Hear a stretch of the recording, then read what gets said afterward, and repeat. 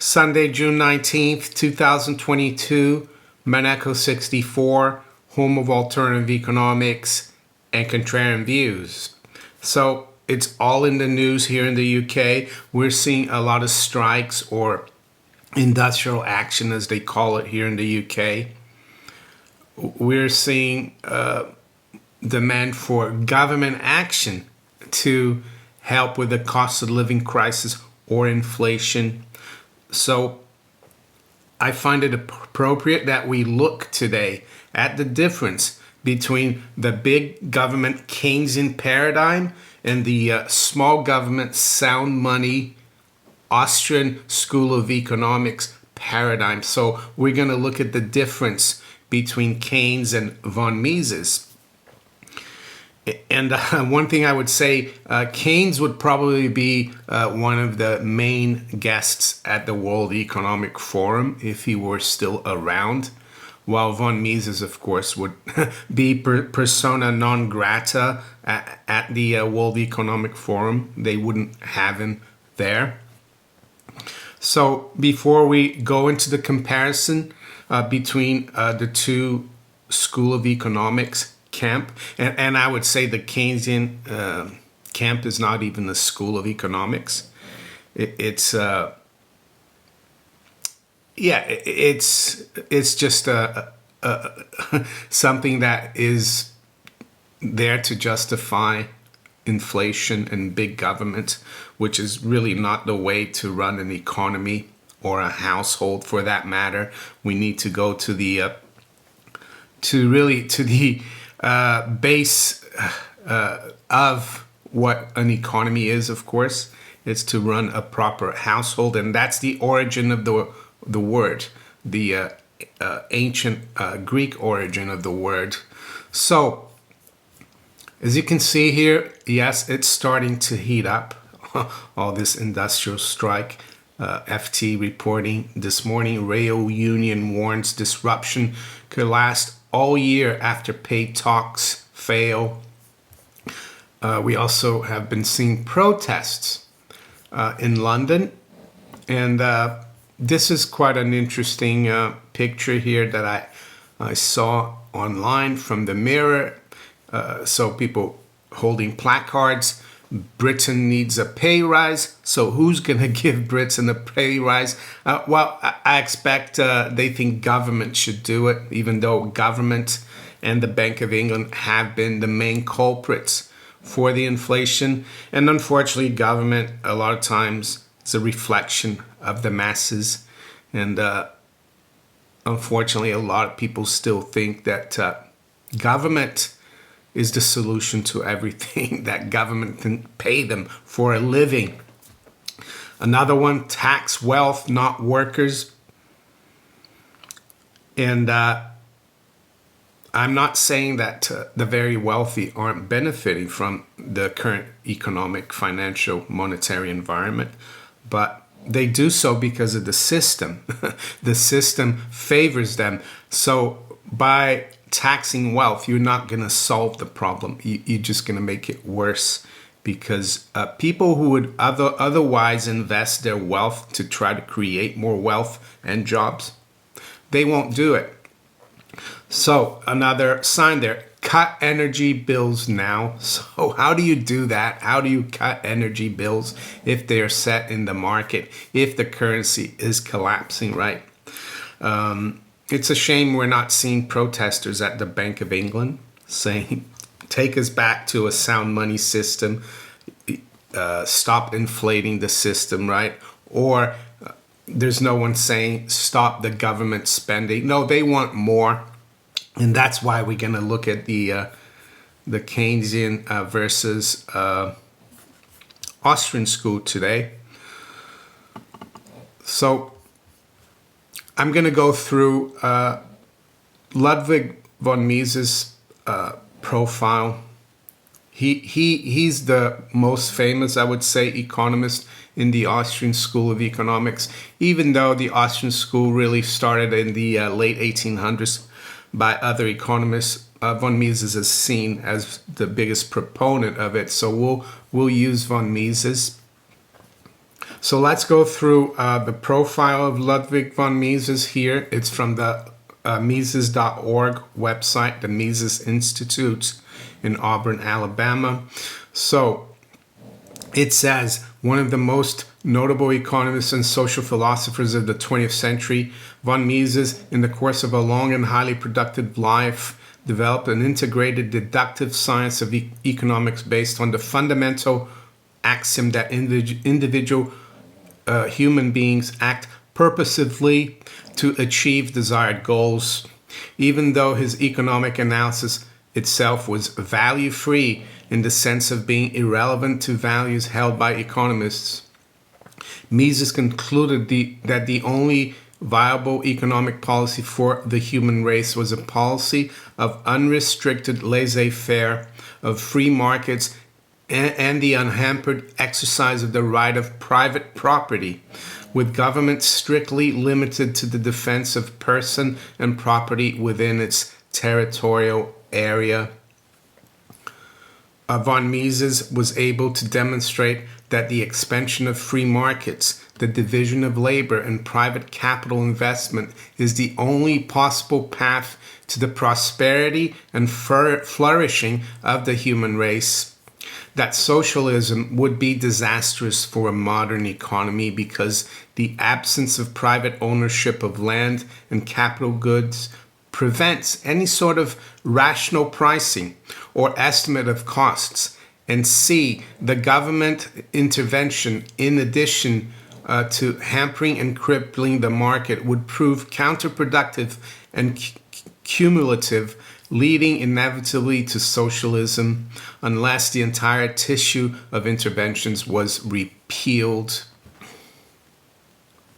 Holding these views and hewing to truth indomitably in the face of a century increasingly devoted to statism and collectivism, Mises became famous for his intransigence in insisting on a non-inflationary gold standard and on laissez-faire. So here we go. This is why he wouldn't have been in the World Economic Forum. Effectively barred from any paid university post in Austria and later in the United States, Mises pursued his course gallantly. As the chief economic advisor to the Austrian government in the 1920s, Mises was single-handedly able to slow down Austrian inflation, and he developed his own private seminar which attracted the outstanding young economists, social scientists, and philosophers throughout Europe. As the founder of the Neo-Austrian School of Economics, Mises' business cycle theory, which blamed inflation and depression on inflationary bank credit encouraged by central banks, so nothing's changed, was adopted by most younger economists in England in the early 1930s as the best explanation of the Great Depression. Having fled the Nazis to the United States, Mises did some of his most important work here. In over 2 decades of teaching, he inspired an emerging Austrian school in the United States. The year after Mises died in 1973, his most distinguished follower, F.A. Hayek, was awarded the Nobel Prize in Economics for his work in elaborating Mises' business cycle theory during the later 1920s and 1930s. So there you go. That's von Mises. So now we're going to look at Keynes, and this is from the Mises website, and it's an article. I'm not going to read the whole thing, but I'm going to show you what he wrote in the introduction to his most famous work. So it says, Keynesianism loves the total state.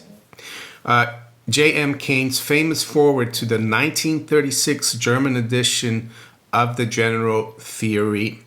I'm going to put a link, of course, to the whole article in the description if you want to read it. I'm going to put a link as well to the Mises.org website.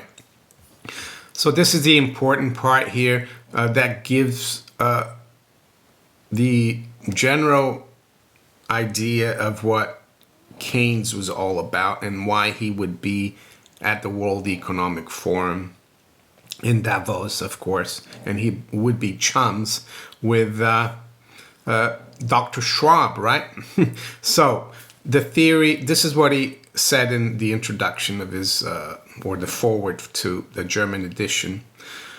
The theory of aggregate production, which is the point of the following book, nevertheless, can be much easier adapt to the conditions of a totalitarian state than the theory of production and distribution of a given production put forth under conditions of free competition and a large degree of laissez-faire. This is one of the reasons that justifies the fact that I call my theory a general theory. So there you go, complete opposite to von Mises. Collectivism, big government, authoritarianism. Sounds a lot like what we have today, doesn't it? So now we're going to go over some of the reasons why I think, aside from what I've just read, why Keynes would have been a Davos insider. We also look at an economist who would have been verboten or nicht willkommen at Davos. Of course, that's von Mises. And many of you, of course, have probably heard this clip from Klaus Schwab at Davos recently. The future is built by us, by a powerful community as you here in this room. We have the means to improve the states of the world. But two conditions are necessary. The first one is that we act all as stakeholders of larger communities, that we serve not our only self-interests, but we serve the community. That's what we call stakeholder responsibility. I was actually shocked that he was so blatant about the World Economic Forum and his cohort's intentions. So some people think the World Economic Forum has no power, but when the most influential people in government, business, media, and academia meet regularly, their ideas will help not just government policy, but make sure that even when government policy isn't changed quickly, business, media, and academia will be on board and sometimes drive World Economic Forum globalist policy as if it was an organic market phenomenon. So that's my reply to those people who think it's just a conspiracy theory that the World Economic Forum doesn't have any power, right? Here's another clip of a modern-day version of Keynes, a former Goldman Sachs banker, Bank of England governor, and currently he's a United Nations Special Envoy for Climate Action and Finance. I'm sure Keynes and Carney would have been World Economic Forum chums. I do lots of media. Friendly media. No, I do. No, God, no. The ones that are here invited. Look, I'm doing no media at this one. Can we sit down and I'll make a time with you and answer some actual tough questions? You can make a request for a meeting, and so you can deny it. I never do. I understand. My one question is, can the Canadian oil and gas sector survive the net zero approach that's being promoted here? As I said, I never do. If you want an interview with me, like everybody else, you make a request and we can have an interview. And will you accept that? Like everybody else, if I can fit it in, okay? How do you justify how does the UN climate envoy justify the massive carbon footprint here today? To set this up, this fake city for a week event. How did you get here? Did you fly? You walked? Yeah. Did you come on a private jet? Of course not. No, so how do you justify this? Look at all of this. For 1 week event, the carbon footprint is huge. Don't you think that's a bit hypocritical? Oh, drop it. No? Drop it. Look, there's lots of progress being made, but look, I'm not doing a stand-up interview, okay? Why not? You're walking that way anyways. I think people around the world, this year they say regaining trust. That's the whole purpose. I do lots of media. Friendly media. No, I do. No, God, no. The ones that are here invited. Look, I'm doing no media at this one. Can we sit down and I'll make a time with you and answer some actual tough questions? You can make a request for a meeting, and so you can deny it. Look, as I say, with everyone else, you can do the same thing as with the guy from True North. Yeah, he's a good guy, but I'm a good guy. I'm sure you're a good guy as well. All people are good. It's absolutely right. But the whole world is looking at this now, going, "You're a pack of hypocrites, and you're at the top of the chain there." What would you answer people? Just give me one answer to the people. Take care, sir. So, of course, Ludwig von Mises wouldn't have been invited to the World Economic Forum at Davos because he was a proponent of small government, of individual rights, of sound money, of property rights.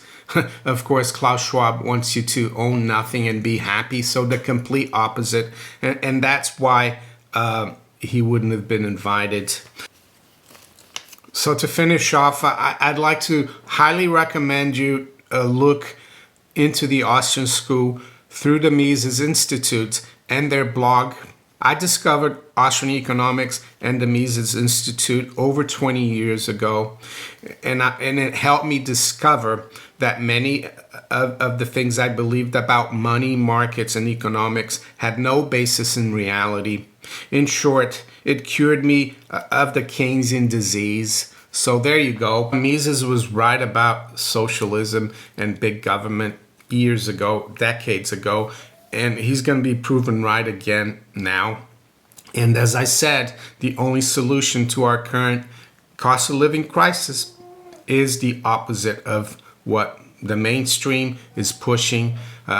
It's von Mises' solution of the respect for the individual, the respect for the free market, for property, and also a sound money system based on a gold standard, maybe even a bimetallism system of gold and silver. So, if you enjoyed this video, make sure you hit the like button. Please share it far and wide. Think about subscribing to my channel if you haven't yet. And I wish you all a great rest of the weekend. And I'll talk to you later tonight during the live stream at 9 p.m. London.